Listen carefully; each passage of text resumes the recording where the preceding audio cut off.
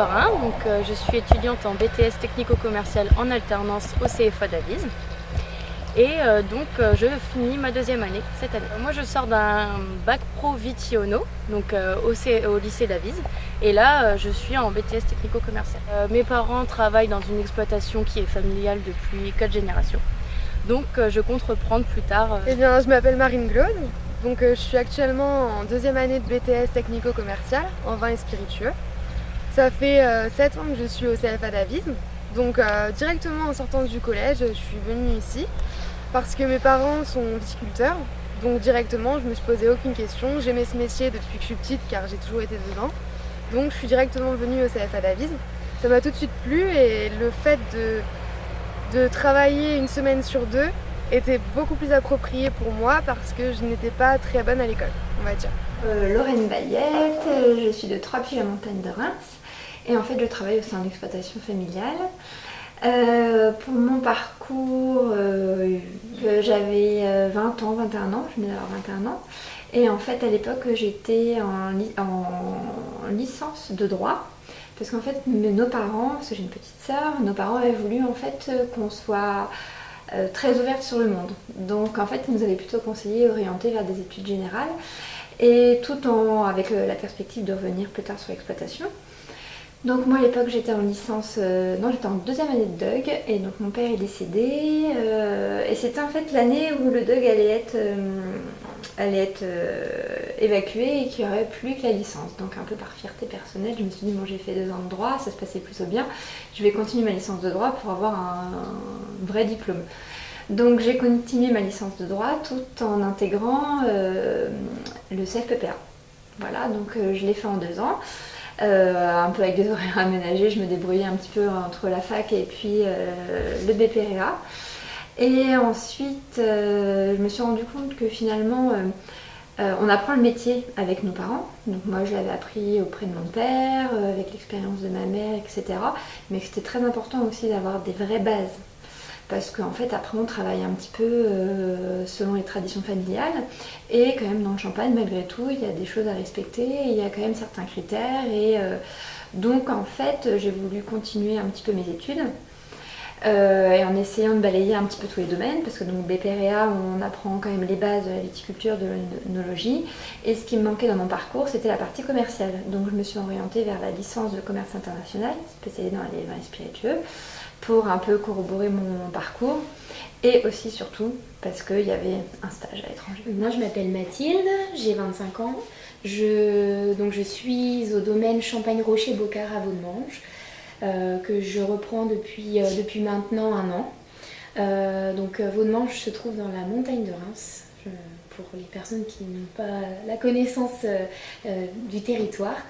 Moi j'ai fait mes 3 années de baccalauréat à Avise en STAE qui est devenu par la suite STAV. Par la suite j'ai continué 2 années en BTS technico-commercial vin spiritueux, toujours à Avise, avec tous mes stages réalisés à l'extérieur de la Champagne, ça c'était important. Et puis par la suite, mon année de licence commerce international, toujours à Vise et puis faculté des sciences à Reims, avec un stage de 6 mois en Italie. Charlotte de Souza, mon domaine du même nom. Alors mon parcours, c'est également assez proche de Mathilde. J'ai fait mon parcours au lycée viticole à Avise, qui est à 200 mètres du domaine. Je suis rentrée pour faire mon bac, les 3 ans. Ensuite j'ai fait un BTS plutôt technico-commercial, 2 années. Et pour poursuivre sur la licence commerce international, des vins et spiritueux. Et après cette licence, j'ai fait un master sur Paris. Ça s'appelle l'OIV, qui est l'Office international du vin. Donc c'est un master un petit peu particulier parce qu'on fait le tour du monde des régions viticoles productrices ou importatrices. Donc c'est vraiment un master où on voyage beaucoup, master découverte, et c'était pour finaliser l'expérience internationale. Et ensuite je suis revenue au domaine en août 2011 pour rejoindre mes parents et commencer un petit peu la transmission et puis apprendre sur le terrain parce que voilà. Alors pour moi l'alternance a été une belle alternative dans le principe où je suis pas pro pour l'école, enfin j'aime pas énormément l'école, mais ça m'a permis aussi de travailler une semaine sur 2 et d'acquérir de l'expérience en 2 ans en même temps que de faire mes études.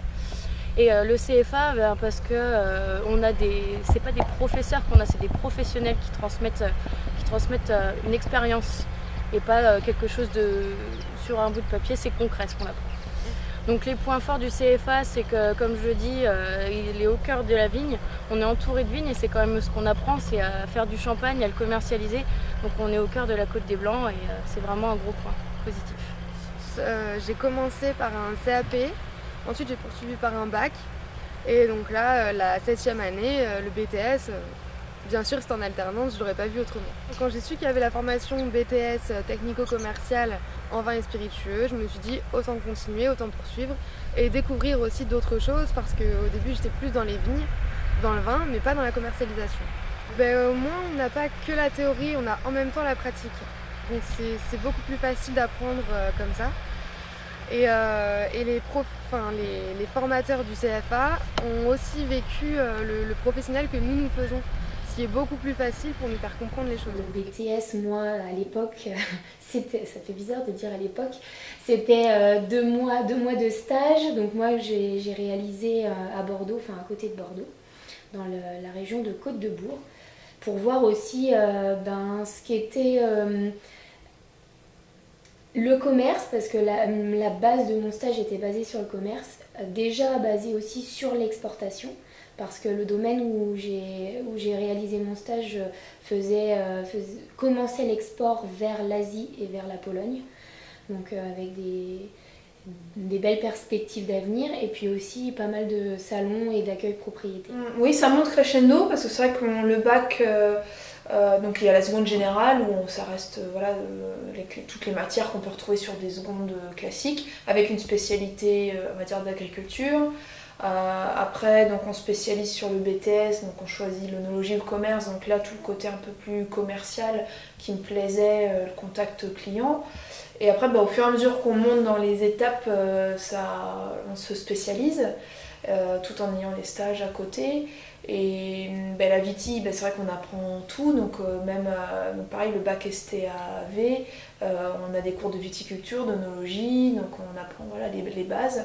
Et après c'est à nous chacun de se spécialiser et puis de voir qu'est-ce qui nous plaît le plus, si c'est l'œnologie, le commerce, etc.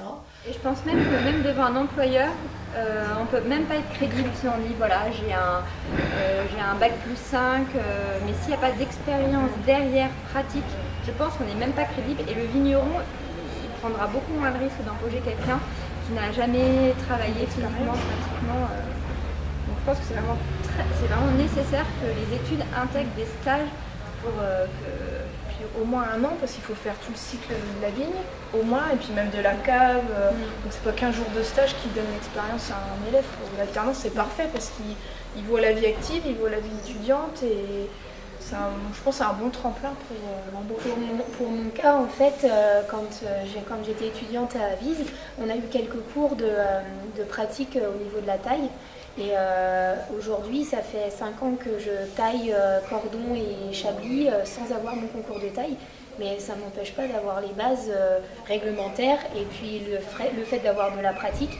Et d'une année sur l'autre, c'est de la pratique qui permet d'avoir de l'expérience et puis d'avoir des bases aussi. Je pense à la passion de travailler du début à la fin un produit qu'on va finalement transmettre aux autres, quoi. C'est pour moi la passion.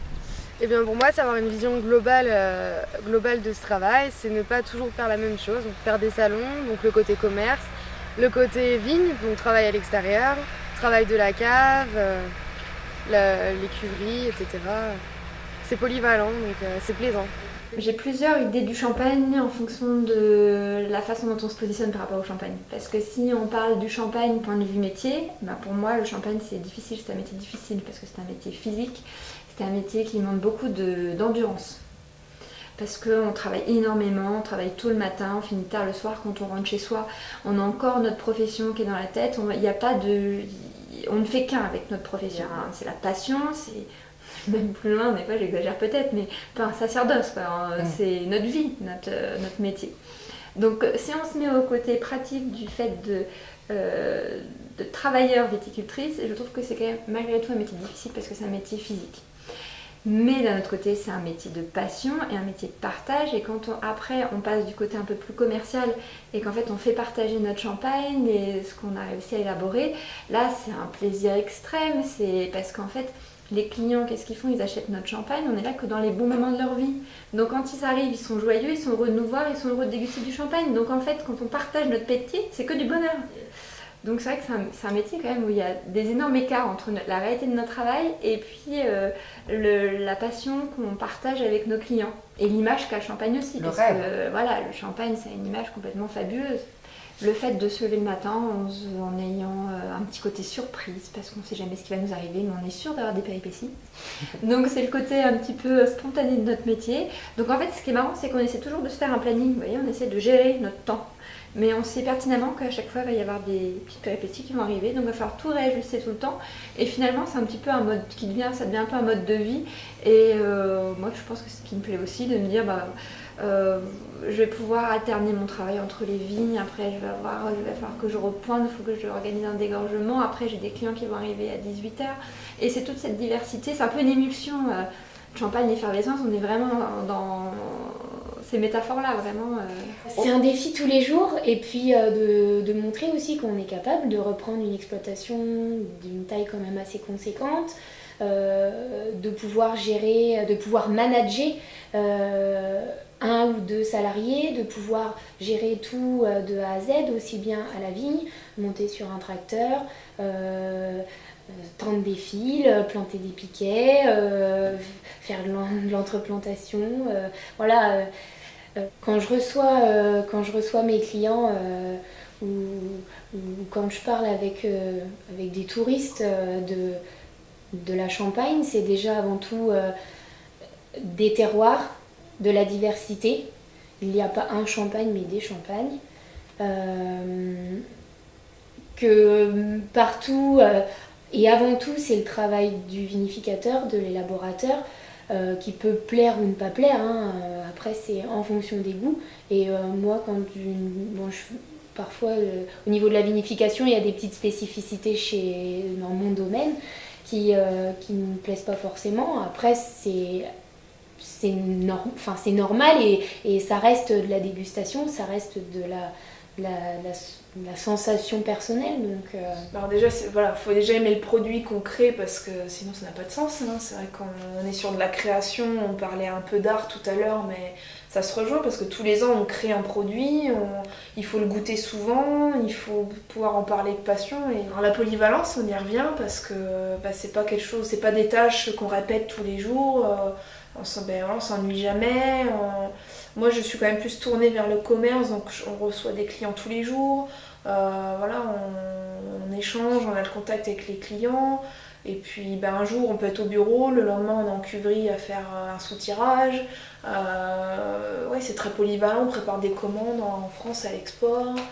Le lendemain on fait des contre-étiquettes, etc. Donc on s'ennuie jamais. Après, selon la taille de son exploitation, on peut pas tout faire. Et moi je peux pas faire tout toute seule, mon père est plus sur la vigne, le vin, il peut pas être dans les vignes et recevoir les clients. Donc c'est là où aussi on se complète. Le champagne est recherché dans le monde entier. Et donc il faut vraiment développer cet aspect du commerce qui est à l'international. Moi par exemple, je suis partie en salon en Floride ou à Barcelone. Donc ce sont des salons professionnels et qui sont très intéressants à découvrir vraiment pour le futur. Nous on fait beaucoup d'exports à la maison et moi c'est ce dont je m'occupe. Donc international dit au moins maîtriser une langue étrangère. Donc, l'anglais passe partout mais on peut avoir une ou plusieurs.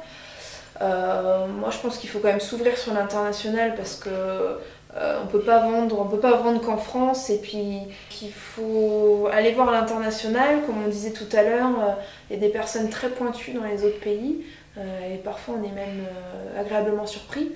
Les Japonais qui vont être très techniques, à Taïwan ils adorent la gastronomie et voilà, les produits de luxe, ils font très attention aux bouteilles et ils prennent pas ça pour un produit de célébration. partout, là, en Angleterre, en Europe, ils sont tous heureux de goûter le champagne. Il faut s'ouvrir sur l'export. Et... Quand on arrive sur des structures de taille au-delà de 5 hectares, où finalement ça fait grosso modo 50 000 bouteilles à vendre, il y a besoin d'aller un peu au-delà du j'ouvre ma porte le week-end ou je vais faire 2-3 salons par an. Et on a vraiment une plus grosse démarche commerciale, je pense, au-delà de 4-5 hectares.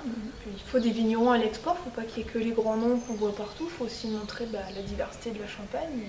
Ah oui, c'est le bon côté du métier, ça, voyager. De promouvoir son champagne à l'étranger, faire la dégustation, c'est... De voir aussi les yeux pétillants des touristes, enfin pas des touristes, des locaux quand on se déplace.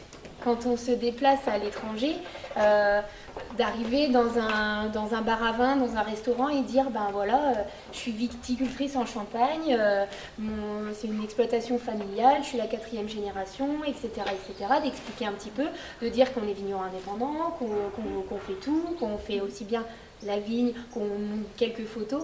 Et là, en face de vous, vous avez des visages ouverts et des yeux qui pétillent.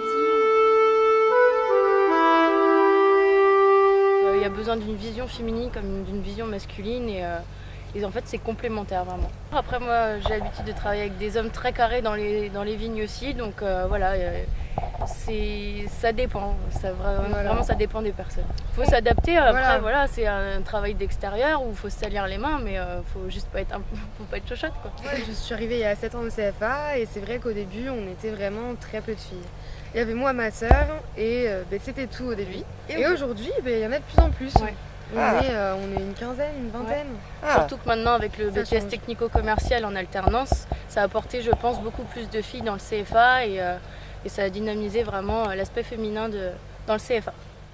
Alors, être une femme dans le monde du champagne ou dans le monde du vin, je pense que nous pouvons toutes l'être, que ce n'est pas une difficulté particulière. Parce qu'on doit remercier aussi celles qui ont travaillé pour nous pour qu'on puisse aujourd'hui être complètement légitime, parce que je pense que notre génération est complètement légitime et que finalement c'est pas forcément nous qui avons travaillé pour ça. Donc je pense que maintenant on a cette situation assez facile parce que d'autres femmes avant se sont battues pour faire reconnaître notre travail. Donc pour nous c'est déjà beaucoup plus facile. Toujours est-il quand même qu'il faut toujours faire ses preuves. Voilà, il faut être capable de réellement travailler, d'être efficace et de faire de la qualité. Donc je pense qu'une femme, en fait, il va falloir qu'elle prouve un petit peu plus qu'elle sait bien travailler. Et en restant féminine, au départ, c'est un petit peu compliqué. Mais maintenant, je pense que les années passent et que... Je suis sûre que dans quelques années, on ne nous posera même plus la question parce que ce sera complètement rentré dans les mœurs. Je pense que... Alors après, c'est comme je disais tout à l'heure, c'est une question de trait de caractère et de personnalité. Mais pour le coup, apporter peut-être une note un peu plus de vivacité, d'élégance, de raffinement, de finesse. Ne serait-ce qu'au niveau de la bouteille, du packaging, des brochures commerciales, ou même tout simplement d'un accueil client. On n'aura pas forcément la même approche, enfin la femme n'aura pas forcément la même approche qu'un homme. Moi au bac on était 4 filles pour une quinzaine de garçons, enfin c'est reste des petites classes mais 4 filles pour 15 garçons. Après en BTS on était un peu plus parce que le côté commercial aussi un peu plus ouvert. Après difficile... c'est pareil, c'est une question de caractère, faut pas se laisser faire, faut montrer aux garçons qu'on peut être là aussi puis qu'on est capable de faire aussi bien. Et je pense que c'est beaucoup une question de caractère et de volonté. Et après, on est peut-être que 3-4, mais après on est peut-être aussi plus solidaires les unes avec les autres. Et puis, faut faire sa petite place et on peut faire sa vie de femme et être dans un métier plutôt masculin et que les deux vont ensemble et que, comme tous les autres corps de métier, mais ça va ensemble et c'est possible. Il faut être féminine parce que c'est ce qu'on représente nous en tant que fabuleuse. On peut aller aux vignes et puis le lendemain présenter les vins en costume, avec le vernis aux ongles, etc. Ça n'empêche pas de travailler, on met des gants et puis voilà. pas difficile dans le sens où conduire un tracteur ou mettre en marche une pompe, tout le monde peut le faire. Enfin, on ne peut pas avoir un bac plus 10, que ce soit un homme ou une femme, on peut le faire. Après, c'est une question de personnalité aussi, je pense. Moi, je vais juste un petit peu là plus parler de mon cas personnel. Moi, je trouve quand même que dans la dimension de femme viticultrice, il y a quand même une dimension très physique qu'il faut avoir malgré tout. Parce que là, pour mon cas vraiment personnel, moi je travaille juste avec mes mères. Donc quand notre salarié, il est plus à le week-end, quand il a fini, quand il travaille quand il a fini le vendredi midi, quand on est toute seule, et malgré tout, parfois, c'est quand même un métier qui est physique. Et on peut avoir des petites difficultés des fois, mais simplement physiques quoi. Être rigoureuse, ça c'est sûr que les femmes sont peut-être un peu plus rigoureuses, organisées, cadrées que les hommes, oui. Mais après, encore une fois, ça dépend du caractère, ça dépend de la personnalité. Le no-tourisme, c'est vrai que c'est un mot qui est quand même de plus en plus courant en Champagne, ne serait-ce que depuis l'ouverture au patrimoine mondial de l'UNESCO. On espère que ça aura des retombées sur la Champagne en général, aussi bien les grandes maisons, les viticulteurs et puis tout le tourisme, les hôtels, restaurants, etc. Avec deux autres collaboratrices qui sont aussi devenues des copines. Mais alors là, on s'est rencontrées pour le coup en Italie, à Milan et à Montréal, au Canada. Donc là, c'est plutôt le schéma étranger. Voilà, on a créé donc notre association No Tourisme qui s'appelle Ladies Bubbles. On avait envie de montrer aux touristes qui venaient passer une journée ou 2 jours en Champagne, parce que généralement les séjours sont très très courts, de montrer aux touristes et peut-être éventuellement à de futurs clients quels étaient vraiment les métiers des petits vignerons. Parce que ce qui était important aussi pour nous, c'est de montrer le terrain, montrer ce qu'est un pressoir, montrer ce qu'est une cuverie, montrer ce qu'est une cave, d'aller dans les vignes et d'associer tout ça tout en faisant en fait 3 visites de la journée, mais des visites qui sont différentes et complémentaires. Donc on a toutes chacune, moi par exemple j'ai une chaîne de dégorgement, les filles elles font appel à un prestataire, donc moi je vais faire une démonstration de dégorgement. C'est vraiment... Et ça, je pense que c'est très demandé, très demandé par les touristes. Et pour le moment, donc ça fait 2 ans qu'on existe et on n'a pas eu un seul Français. C'est que des étrangers, australiens, belges, suédois, beaucoup de Suédois, américains, finlandais, voilà. Toutes les nationalités sauf françaises. En fait en Champagne on était un petit peu en retard par rapport au tourisme et comparativement aux autres régions viticoles qui sont beaucoup plus dynamiques que la Champagne, beaucoup plus accueillantes que la Champagne. Donc je pense qu'il y a un gros travail qui commence par des initiatives personnelles ou en groupe et je pense qu'il y a quand même malgré tout encore du travail en Champagne. Il y a aussi autre chose qui dit no tourisme, dit aussi être ouvert 7 jours sur 7. Et le week-end. Et ça pour certaines personnes qui se disent ou qui veulent commencer dans le no-tourisme en disant ok mais moi c'est du lundi au vendredi et le vendredi j'arrête à 17h, là c'est pas pour eux, faut arrêter tout de suite. Nous sommes 7 fabuleuses. Les 7 merveilles du monde. On pourrait faire Ou les 7 jours de la semaine également. Un champagne pour chaque jour. Alors je pense qu'on échange déjà aussi tout ensemble nos problèmes alors familiaux ou professionnels, parce qu'on a les mêmes problématiques. Soucis, les mêmes problématiques. Donc tiens, toi t'as fait comment on s'entraide, on se donne des contacts, donc ça nous apporte je pense du soutien un peu moral et puis d'expérience. On échange, puis c'est vrai qu'on est devenu, on se connaissait d'avant mais du coup on est encore plus un groupe de copines, encore plus qu'avant. Donc on échange aussi bien le privé que le professionnel et on se sent moins seul parce que malheureusement on n'est encore pas assez de femmes dans le monde du vin et puis ça fait du bien, on se sent soutenu et on sait qu'on peut compter les unes sur les autres. Mais c'est vrai qu'il y a vraiment, je pense, une réelle amitié qui s'est installée au sein des Fabuleuses. Et c'est pour ça que je crois et que je pense que nous croyons vraiment aux Fabuleuses parce qu'on se dit, au-delà de l'aspect purement professionnel, une fois qu'on arrive à intégrer une amitié profonde et sincère, là je me dis, voilà, on a tout gagné, il n'y a plus qu'à foncer. Et puis je pense qu'il y a beaucoup de confiance entre nous. Il n'y en a pas une qui va vouloir prendre le pas sur l'autre ou vouloir tirer le drap sur elle. Donc on est toutes très intègres et on veut vraiment faire vivre les Fabuleuses.